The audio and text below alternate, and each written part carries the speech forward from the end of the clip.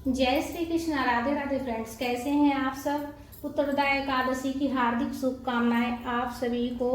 विष्णु भगवान की कृपा सदैव सब पर बनी रहे। पुत्रदा एकादशी की कथा महात्म्य सुनने से संतान दीर्घायु होता है, संतान का उज्जवल भविष्य होता है, तो संतान से जुड़ी हुई सभी इच्छाएं पूर्ण होती है। फ्रेंड्स, तो कथा अगर आप व्रत नहीं करते हैं तो अभी कथा जरूर से जरूर सुने, इसलिए कि कथा सुनने मात्र से जो है ना संतान का जो होता है भविष्य वो उज्जवल होता है। तो आप व्रत करते हैं तब तो आपको कथा एकदम जरूर से जरूर सुनना ही है, लेकिन अगर आप व्रत नहीं भी करते हैं तो भी कथा जरूर से जरूर सुने और कथा पूरा सुनिएगा। फ्रेंड्स, तो हाथ में पुष्प लेकर हम कथा पढ़ेंगे, खाली हाथ नहीं कथा पढ़ी जाती है। तो पुत्रदा एकादशी व्रत कथा इस प्रकार से है।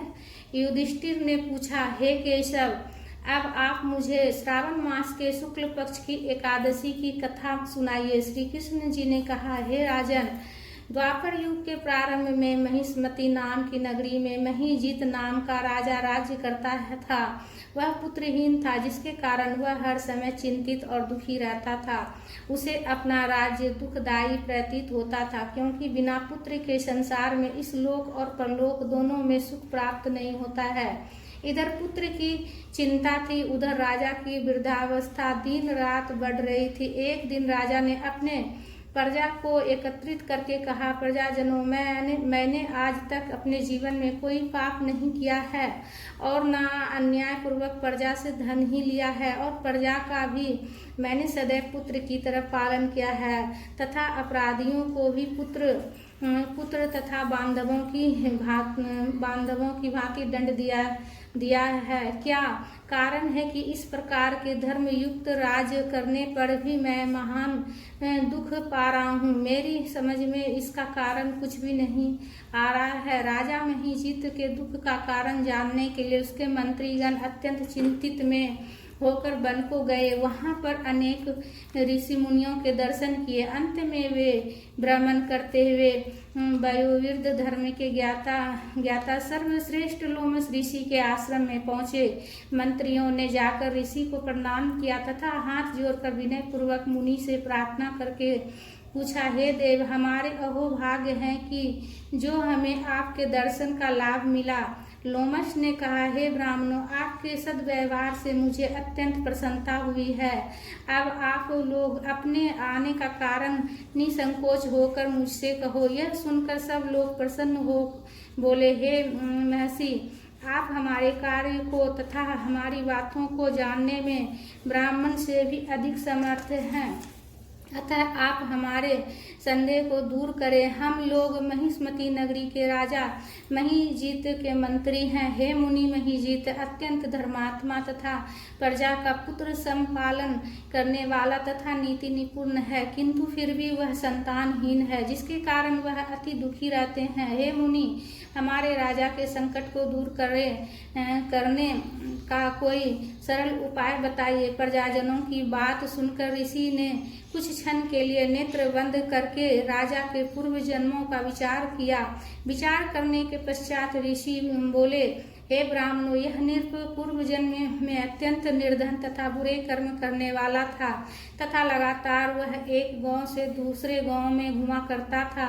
वह 2 दिन का भूखा था कि तब ज्येष्ठ मास के शुक्ल पक्ष की एकादशी का दिन था। उस दिन वह एक जलाशय पर जल पीने के लिए गया। उसी स्थान पर एक गाय, जो उसी समय ही ब्याही हुई थी, जल पी रही थी। इस राजा ने उस गाय को अधप्यासी ही हटा दिया और स्वयं जल पीने लगा। हे ब्राह्मणों, इसी कारण इस राजा को यह दुख भोगना पड़ा है तथा एकादशी के दिन भूखा रहने के कारण से यह राजा हुआ, और गौ को प्यासी हटाने के कारण से इसका यह संतान न होने का कष्ट भोगना पड़ा। मुनि की बात सुनकर सब लोगों ने कहा, हे देव, कृपा करके ऐसा उपाय बताइए कि जिससे करने से राजा के पूर्व जन्म के पाप नष्ट होकर संतान की प्राप्ति हो। ब्राह्मणों के वचन सुनकर लोमस ऋषि बोले, हे ब्राह्मणों, यदि श्रावण मास के शुक्ल पक्ष की पुत्रदा एकादशी को राजा सहित तुम सब व्रत कर रात को जागरण करो और व्रत के फल को राजा के लिए संकल्प कर दो तो राजा के अवश्य ही पुत्र उत्पन्न होगा। इसमें तुम सबके तथा राजा के समस्त दुख नष्ट हो जाएंगे। महर्षि लोमश के वचन को मानकर मंत्रीगण अपने नगर को वापस आए और उन सबने श्रावण की शुक्ल पक्ष की पुत्रदा एकादशी को लोमश ऋषि के बताए अनुसार विधि पूर्वक व्रत को करके उसके पुण्य का फल राजा को संकल्प कर दिया, जिसके पुण्य के प्रभाव से रानी ने गर्भ धारण करके 9 महीने पश्चात एक सुंदर पुत्र रत्न को जन्म दिया। हे राजन, इसलिए इस एकादशी का नाम पुत्रदा एकादशी हुआ। जो मनुष्य पुत्र की प्राप्ति करना चाहता है उसे इस पुत्रदा एकादशी का व्रत करके पुत्र लाभ उठाना चाहिए। इस दिन गुड़ का सागर लेना चाहिए। विष्णु भगवान की जय। इस व्रत में फ्रेंड्स, अगर आप व्रत करते हैं तो गुड़ अवश्य जो है ना ग्रहण कीजिएगा और गुड़ से बना हुआ कोई भी चीज़ आप खा सकते हैं और गुड़ से बना हुआ चीज़ पूजा में भी चढ़ाया जाता है। और पूजा का जो है ना पूरा वीडियो पूरा विस्तार से पूरा वीडियो चैनल पर है, आप एक बार चेक कर लीजिएगा। विष्णु भगवान की जय। और कमेंट में विष्णु भगवान जी की जयकारा जरूर से जरूर लगाइएगा।